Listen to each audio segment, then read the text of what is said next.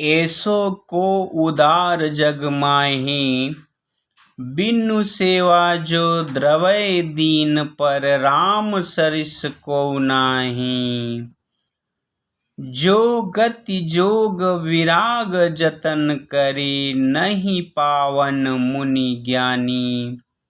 सो गति देत गीध सबरी, कहूँ प्रभु न बहुत जिय जानी। सो संपत्ति 10 शीस अर्प करी, रावण शिव पहलिनी। सो संपदा विभीषण कह, अति सकुच सहित प्रभु दीन्ही।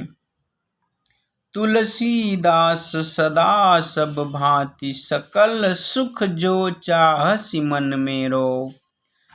तो भजु राम काम सब पूरन, कर कृपा निधि तेरो। ऐसो को उदार जग माहि, बिनु सेवा जो द्रवै दीन पर, राम सरिस को नाही। जो गति जोग विराग जतन करी, नहीं पावन मुनि ज्ञानी। सो गति देत गीध सबरी, कहूँ प्रभु न बहुत जिय जानी। सो संपत्ति 10 शीस अर्प करी, रावण शिव पहलिनी। सो संपदा विभीषण कह, अति सकुच सहित प्रभु दीनी। तुलसीदास सब भांति, सकल सुख जो चाहसि मन मेरो। तो भजु राम काम सब पूरन, कर कृपा निधि तेरो। तो इस प्रकार कुछ कविता गाया जाता है। हमारे उत्तर भारत में श्री रामचरितमानस का पाठ ऐसे ही किया जाता है। आइए आज हम पढ़ते हैं विनय के पद, जो ICSE बोर्ड में आपको पढ़ाया जाता है। आप देख रहे हैं, पढ़ रहे हैं Hindi classes by Umesh sir. विनय के पद कविता में गोस्वामी तुलसीदास जी ने कहा है कि भगवान श्री राम के जैसा उदार इस जग में कोई नहीं है। ऐसो को उदार जग माहि, इस जग में भगवान श्री राम के जैसा दयालु, दया करने वाला दूसरा कोई नहीं है। इन्होंने आगे भगवान श्री राम के गुणों की बखान किया है कि बिनु सेवा जो द्रवे दीन पर, दीन यानी गरीबों पर बिना सेवा किए ही जो द्रवित हो जाते हैं यानी दया कर देते हैं। राम सरिस को नाही, राम जी के समान दूसरा को यानी कोई नाही मतलब नहीं है।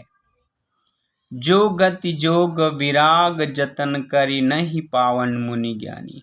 कह रहे हैं कि जो गति यानी जो सुख योग और वैराग्य करके, घर त्याग करके, योग यानी साधना करके, बहुत सारे यत्न यानी मेहनत परिश्रम, तरह तरह के योग अभ्यास करके मुनि और ज्ञानी लोगों को जो सुख नहीं मिलता है, सो गति यानी वह सुख देत यानी दे देते हैं। गीध अर्थात जटायु को, सबरी भीलनी सबरी, कहो यानी को, प्रभु न बहुत जिय जानी।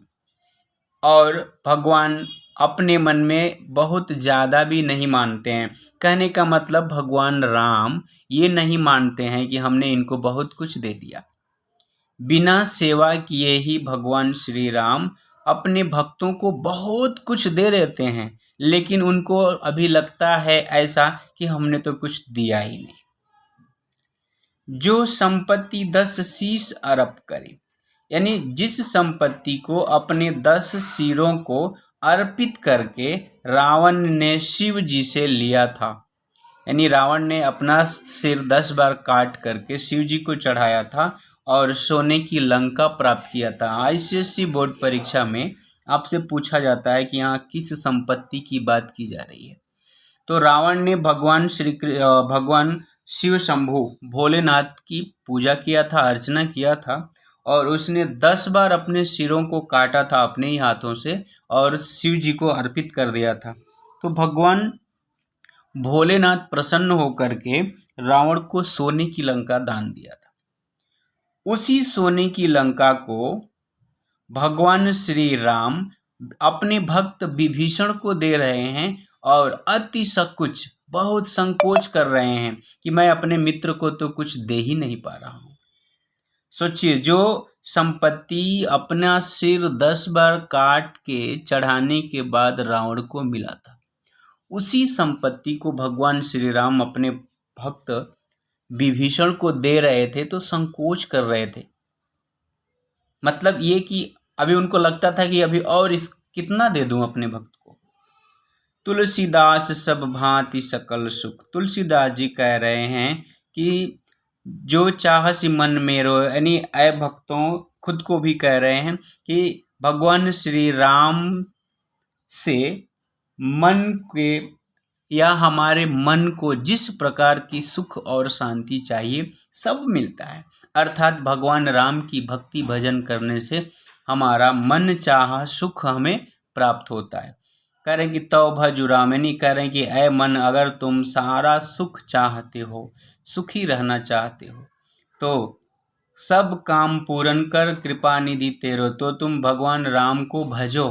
भगवान राम यानी कृपा निधि, अर्थात कृपा के सागर, दया के सागर भगवान श्री राम तुम्हारे सारी मनोकामनाओं को पूरी करेंगे।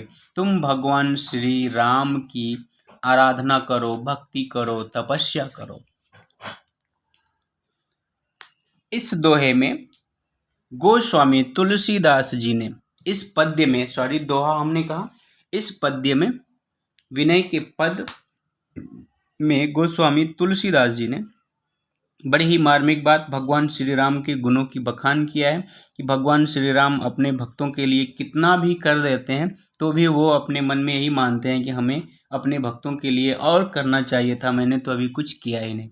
मैंने जल्दी ही तुलसीदास जी के दोहे पढ़े थे, इसलिए आ गया था दोहा।